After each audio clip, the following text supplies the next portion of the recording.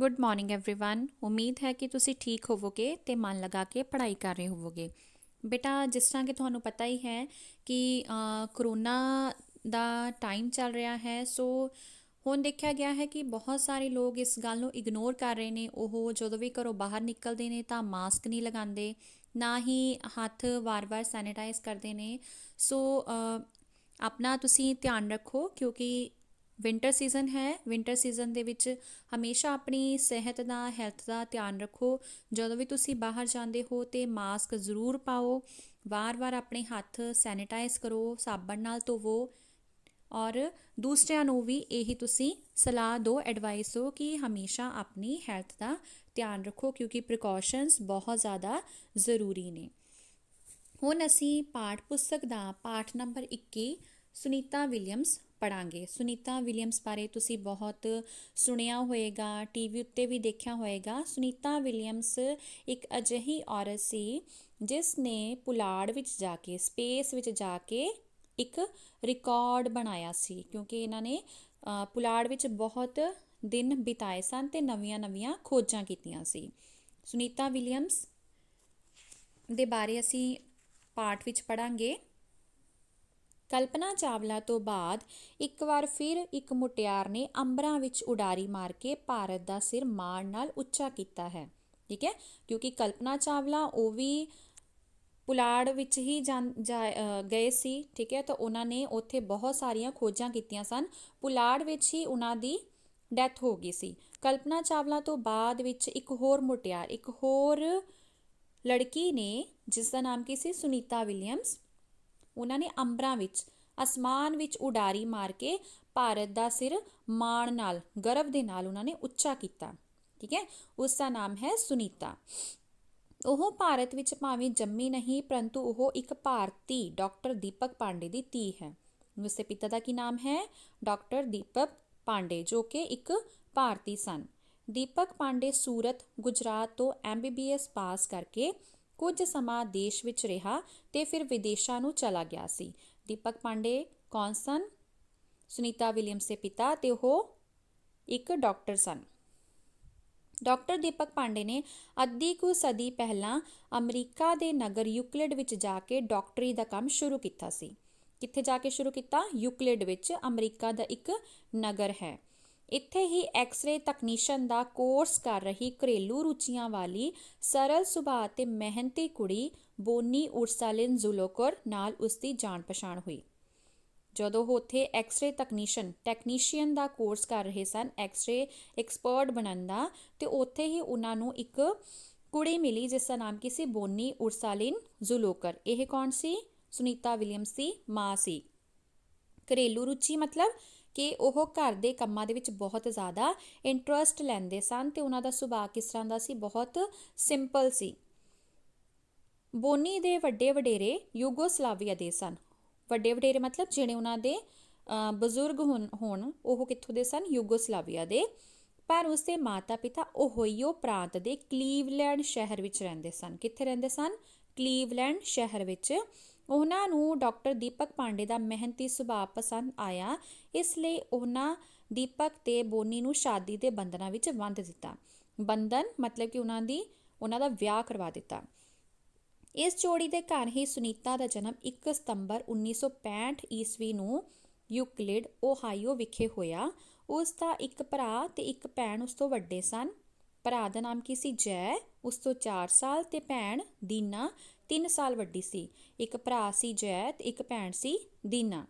ਸੁਨੀਤਾ ਸਾਰੇ ਪਰਿਵਾਰ ਦੀ ਲਾਡਲੀ ਸੀ। ਸੁਨੀਤਾ ਦੇ ਜਨਮ ਤੋਂ ਸਾਲ ਕੁ ਪਹਿਲਾਂ ਉਸਦੇ ਪਿਤਾ ਨੇ ਅਮਰੀਕਾ ਦੀ ਨਾਗਰਿਕਤਾ ਲੈ ਲਈ ਸੀ। ਨਾਗਰਿਕਤਾ ਮਤਲਬ ਉਸਦੇ ਪਿਤਾ ਅਮਰੀਕਾ ਦੀ, ਉਹਨਾਂ ਨੂੰ ਸਿਟੀਜ਼ਨਸ਼ਿਪ ਮਿਲ ਗਈ ਸੀ। ਸੁਨੀਤਾ ਅਜੇ ਸਾਲ ਕੁ ਦੀ ਸੀ ਕਿ ਉਸਦੇ ਮਾਤਾ ਪਿਤਾ ਤੇ ਸਾਰਾ ਪਰਿਵਾਰ ਬੋਸਟਨ ਆ ਗਿਆ।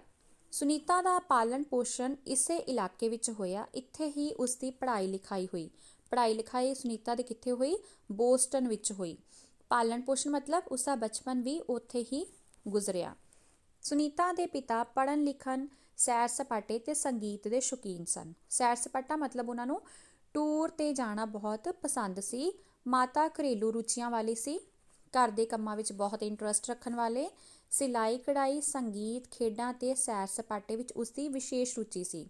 ਸੁਨੀਤਾ ਦੇ ਵੱਡੇ ਭੈਣ ਭਰਾ ਵੀ ਤੈਰਾਕੀ ਸਵਿਮਿੰਗ ਤੇ ਐਥਲੈਟਿਕਸ ਵਿੱਚ ਵਿਸ਼ੇਸ਼ ਰੁਚੀ ਲੈਂਦੇ ਸਨ। ਐਥਲੈਟਿਕਸ ਕਿਤੇ ਖੇਡਾਂ ਵਿੱਚ ਭਾਗ ਲੈਣ ਵਾਲਾ ਐਥਲੈਟਿਕਸ, ਠੀਕ ਹੈ, ਉਸ ਦੇ ਵਿੱਚ ਵਿਸ਼ੇਸ਼ ਰੁਚੀ ਲੈਂਦੇ ਸਨ।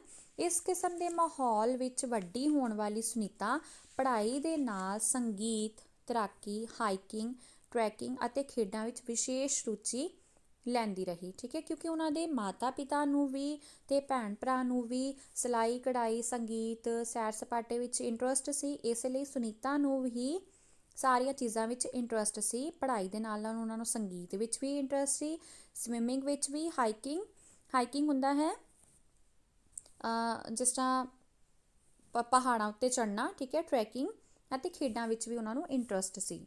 ਸਕੂਲ ਦਾ ਕੰਮ ਕਰਨ ਤੋਂ ਬਾਅਦ ਤਿੰਨੇ ਭੈਣ ਭਰਾ ਟਰੈਕਿੰਗ ਦਾ ਅਭਿਆਸ ਕਰਦੇ। ਉਹਨਾਂ ਦੀ ਮਾਂ ਉਹਨਾਂ ਨੂੰ ਤਰਦਿਆਂ ਵੇਖਦੀ ਰਹਿੰਦੀ, ਉਹਨਾਂ ਨੂੰ ਸਵਿਮਿੰਗ ਕਰਦਿਆਂ ਦੇਖਦੀ ਰਹਿੰਦੀ ਜਾਂ ਸਿਲਾਈ ਕਢਾਈ ਕਰਦੀ ਰਹਿੰਦੀ। ਹਰ ਛੁੱਟੀ ਦੇ ਦਿਨ ਇਹ ਪਰਿਵਾਰ ਖੁੱਲ੍ਹੇ ਮੈਦਾਨਾਂ, ਦਰਿਆਵਾਂ, ਝੀਲਾਂ, ਪਹਾੜਾਂ ਜਾਂ ਸਾਗਰਾਂ ਵੱਲ ਸੈਰ ਸਪਾਟੇ ਲਈ ਨਿਕਲ ਜਾਂਦਾ ਤੇ ਪ੍ਰਕਿਰਤੀ ਦੇ ਨਜ਼ਾਰੇ ਮਾਣਦੇ। ਉਹਨਾਂ ਦੇ ਦ੍ਰਿਸ਼ ਨੂੰ ਉਹ ਮਾਣਦੇ ਸਨ, ਇੰਜੋਏ ਕਰਦੇ ਸਨ, ਪ੍ਰਕਿਰਤੀ, ਨੇਚਰ, ਕੁਦਰਤ ਦੇ ਨਜ਼ਾਰੇ ਮਾਣਦੇ ਸਨ। ਇਸ ਕਿਸਮ ਦੇ ਜੀਵਨ ਨੇ ਸੁਨੀਤਾ ਨੂੰ ਛੋਟੀ ਉਮਰ ਵਿੱਚ ਹੀ ਚੰਗੀ ਸਿਹਤ ਤੇ ਔਖ ਸੌਖ ਝਾਗਣ ਦੀ ਟ੍ਰੇਨਿੰਗ ਦੇ ਦਿੱਤੀ। ਜੀਵਨ ਉਹਨਾਂ ਦਾ ਬਹੁਤ ਸਿੰਪਲ ਸੀ ਤੇ ਕਿੱਦਾਂ ਦਾ ਸੀਗਾ, ਉਹ ਹਮੇਸ਼ਾ ਤੈਰਾਕੀ, ਟਰੈਕਿੰਗ ਵਗੈਰਾ ਕਰਦੇ ਰਹਿੰਦੇ ਸਨ। ਬਹੁਤ ਮਿਹਨਤ ਦਾ ਕੰਮ ਸੀ ਤੇ ਇਸ ਦੇ ਨਾਲ ਹੀ ਸੁਨੀਤਾ ਦੀ ਸਿਹਤ ਕਿੱਦਾਂ ਦੀ ਰਹਿੰਦੀ ਸੀ, ਬਹੁਤ ਚੰਗੀ ਰਹਿੰਦੀ ਸੀ, ਬਹੁਤ ਹੈਲਦੀ ਸੀ। ਤੇ ਔਖ ਸੌਖ ਹੁੰਦਾ ਹਰ ਮੁਸੀਬਤ ਦਾ ਸਾਹਮਣਾ ਕਰਨਾ, ਹਰ ਮੁਸੀਬਤ ਵਿੱਚ ਔਖੇ ਦਿਨਾਂ ਨੂੰ ਉਹਨਾਂ ਨੂੰ ਸਹਿਣ ਕਰਨ ਦੀ ਟ੍ਰੇਨਿੰਗ ਦਿੱਤੀ ਜਾਂਦੀ ਸੀ।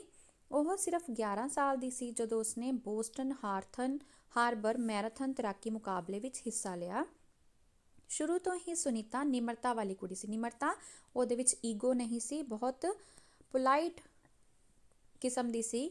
ਉਹ ਆਪਣੀਆਂ ਪ੍ਰਾਪਤੀਆਂ ਬਾਰੇ ਬਹੁਤਾ ਰੌਲਾ ਨਹੀਂ ਸੀ ਪਾਉਂਦੀ। ਪ੍ਰਾਪਤੀਆਂ ਮਤਲਬ ਜੋ ਵੀ ਉਹ ਅਚੀਵ ਕਰਦੀ ਸੀ, ਅਚੀਵਮੈਂਟਸ ਬਾਰੇ ਉਹ ਸ਼ੋਅ ਆਫ ਨਹੀਂ ਸੀ ਕਰਦੀ, ਕਿਸੇ ਨੂੰ ਬਹੁਤਾ ਜ਼ਿਆਦਾ ਦੱਸਦੀ ਨਹੀਂ ਸੀ।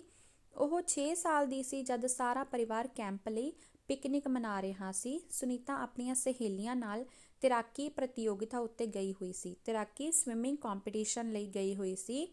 ਪ੍ਰਤੀਯੋਗਿਤਾ ਖਤਮ ਹੋਈ ਤਾਂ ਬੈਗ ਚੁੱਕ ਕੇ ਉਹ ਆਪਣੇ ਟੱਬਰ ਨਾਲ ਆ ਰਲੀ। ਟੱਬਰ, ਆਪਣੀ ਫੈਮਿਲੀ ਨਾਲ, ਪਰਿਵਾਰ ਨਾਲ।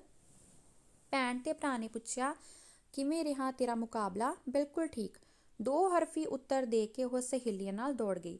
2 ਹਰਫੀ ਮਤਲਬ 2 ਸ਼ਬਦ, 2 ਵਰਡਸ ਹੀ ਬੋਲੇ ਤੇ ਉਹ ਆਪਣੀਆਂ ਸਹੇਲੀਆਂ ਨਾਲ ਚਲੀ ਗਈ। ਉਸਦਾ ਜਦ ਬੈਗ ਖੋਲ੍ਹਿਆ ਗਿਆ ਤਾਂ ਉਸ ਵਿੱਚ 5 ਮੈਡਲ ਸਨ। ਕਿਉਂ ਉਹਨੇ 2 ਹਰਫੀ ਉੱਤਰ ਕਿਉਂ ਦਿੱਤਾ? ਕਿਉਂਕਿ ਉਸਨੂੰ ਆਪਣੀਆਂ ਪ੍ਰਾਪਤੀਆਂ ਦਾ ਬਹੁਤਾ ਜ਼ਿਆਦਾ ਸ਼ੋਅ ਆਫ ਕਰਨ ਦੀ ਉਸਨੂੰ ਆਦਤ ਨਹੀਂ ਸੀ। ਸਿਰਫ ਉਸਨੇ ਬਿਲਕੁਲ ਠੀਕ ਦਾ ਉੱਤਰ ਦਿੱਤਾ ਤੇ ਆਪਣੀਆਂ ਸਹੇਲੀਆਂ ਨਾਲ ਚਲੀ ਗਈ। ਤਾਂ ਉਸਦੇ ਬੈਗ ਵਿੱਚ ਜਦ ਦੇਖਿਆ ਗਿਆ ਤਾਂ ਉਸਨੂੰ 5 ਮੈਡਲ ਮਿਲੇ ਹੋਏ ਸਨ। ਉਹ 5 ਵੱਖ-ਵੱਖ ਈਵੈਂਟਸ ਵਿੱਚੋਂ ਦੀ ਫਸਟ ਆਈ ਸੀ। ਸੁਨੀਤਾ ਨੇ ਬੋਸਟਨ ਵਿੱਚ ਹੀ ਨੀਧਮ ਸਕੂਲ ਤੋਂ 12ਵੀਂ ਜਮਾਤ ਪਾਸ ਕੀਤੀ। ਸਾਇੰਸ ਅਤੇ ਹਿਸਾਬ ਵਿੱਚੋਂ ਚੰਗੇ ਨੰਬਰ ਲੈ ਕੇ ਉਹ ਜਮਾਤ ਦੇ ਚੋਟੀ ਦੇ ਬੱਚਿਆਂ ਵਿੱਚੋਂ ਇੱਕ ਸੀ। ਚੋਟੀ ਦੇ ਮਤਲਬ ਟੌਪ ਲਿਸਟ ਵਿੱਚੋਂ ਇੱਕ ਸੀ। 1983 ਈਸਵੀ ਵਿੱਚ ਉਹ ਅਮਰੀਕੀ ਨੇਵਲ ਅਕੈਡਮੀ ਵਿੱਚ ਦਾਖਲ ਹੋ ਗਈ। ਨੇਵਲ, ਜਲ ਸੈਨਾ, ਮਤਲਬ ਜਿੱਥੇ ਜਲ ਸੈਨਾ ਇੱਕ ਸੈਨਾ ਦਾ ਨਾਮ ਹੈ, ਉਸ ਦੇ ਵਿੱਚ ਉਸਨੇ ਐਡਮਿਸ਼ਨ ਲੈ ਲਈ। ਇੱਥੇ ਹੀ ਉਸਨੇ 1987 ਵਿੱਚ BSc ਪਾਸ ਕੀਤੀ ਤੇ ਨੇਵੀ ਵਿੱਚ ਭਰਤੀ ਹੋ ਗਈ। ਉਸਨੂੰ ਹੈਲੀਕਾਪਟਰ ਉਡਾਉਣ ਦੀ ਟ੍ਰੇਨਿੰਗ ਦੇ ਕੇ ਇਹੀ ਕੰਮ ਸੌਂਪਿਆ ਗਿਆ। ਉਸਨੇ ਇਸ ਕੰਮ ਵਿੱਚ ਇੰਨੀ ਇੰਟਰਸਟ ਕਿ 30 ਵੱਖ-ਵੱਖ ਕਿਸਮ ਦੇ ਜਹਾਜ਼ ਤੇ ਹੈਲੀਕਾਪਟਰ ਉਸਨੇ 2770 ਘੰਟੇ ਉਡਾਉਣ ਦਾ ਰਿਕਾਰਡ ਥੋੜ੍ਹੇ ਜਿਹੇ ਸਮੇਂ ਵਿੱਚ ਹੀ ਬਣਾ ਲਿਆ। ਪਹਿਲਾਂ ਉਹ ਕਿੱਥੇ ਹੋਈ? ਜਲ ਸੈਨਾ ਦੇ ਵਿੱਚ ਉਹ ਨੇਵਲ ਅਕੈਡਮੀ ਵਿੱਚ ਦਾਖਲ ਹੋਈ। ਉੱਥੇ ਫਿਰ ਉਸਨੇ ਨੇਵੀ ਵਿੱਚ ਭਰਤੀ ਹੋ ਗਈ। ਫਿਰ ਉਸਨੂੰ ਹੈਲੀਕਾਪਟਰ ਉਡਾਉਣ ਦੀ ਟ੍ਰੇਨਿੰਗ ਦਿੱਤੀ ਗਈ ਤੇ ਉਸਨੇ ਕੀ ਕੀਤਾ? 30 ਵੱਖ-ਵੱਖ ਕਿਸਮਾਂ ਦੇ 30 ਅਲੱਗ-ਅਲੱਗ ਟਾਈਪਸ ਦੇ ਜਹਾਜ਼ ਤੇ ਹੈਲੀਕਾਪਟਰ ਉਡਾਏ। ਕਿੰਨੇ ਘੰਟਿਆਂ ਵਿੱਚ? 2770 ਘੰਟਿਆਂ ਵਿੱਚ ਉਡਾਉਣ ਦਾ ਰਿਕਾਰਡ ਬਣਾ ਲਿਆ। ਇਸ ਦੌਰਾਨ ਉਸਨੇ MSc ਕਰ ਲਈ ਤੇ ਹੈਲੀਕਾਪਟਰ ਇੰਸਟ੍ਰਕਟਰ ਬਣ ਗਈ। ਇੰਸਟ੍ਰਕਟਰ ਮਤਲਬ ਜੋ ਇੰਸਟਰਕਸ਼ਨਸ ਦਿੰਦਾ ਹੈ।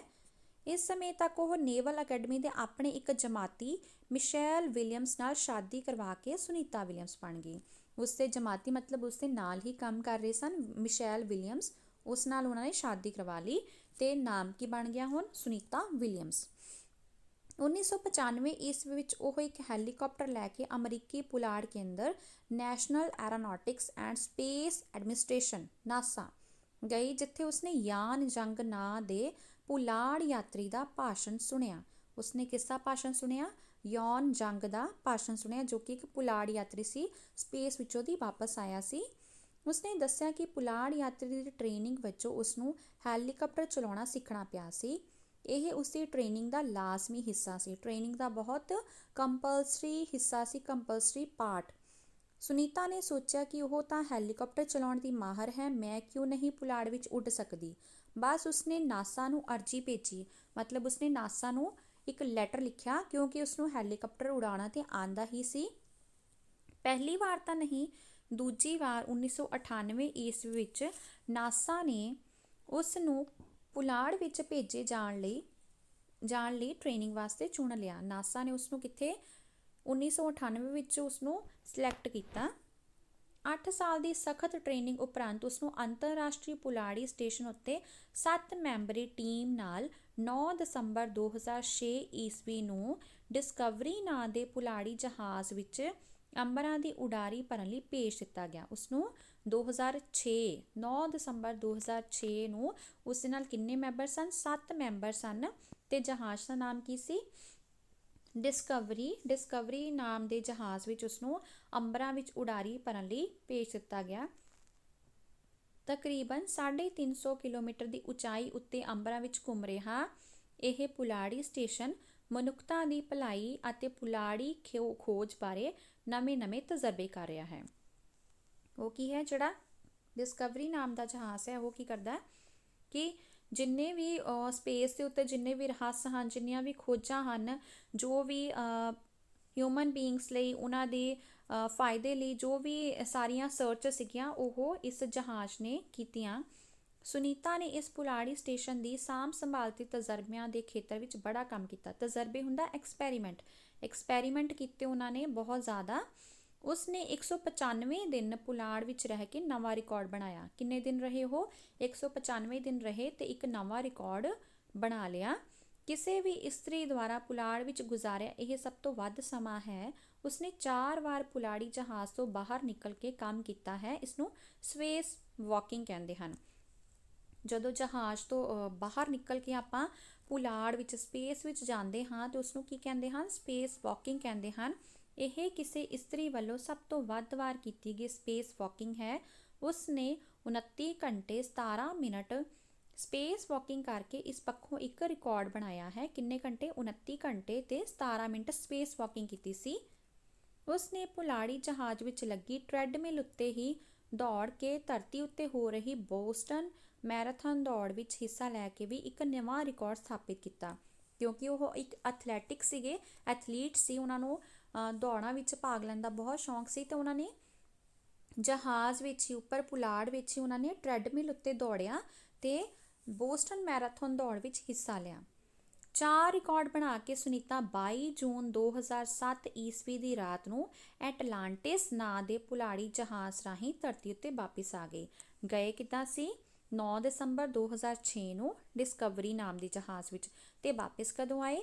22 ਜੂਨ 2007 ਈਸਵੀ ਨੂੰ ਐਟਲਾਂਟਿਸ ਨਾਂ ਦੇ ਪੁਲਾੜੀ ਜਹਾਜ਼ ਰਾਹੀਂ।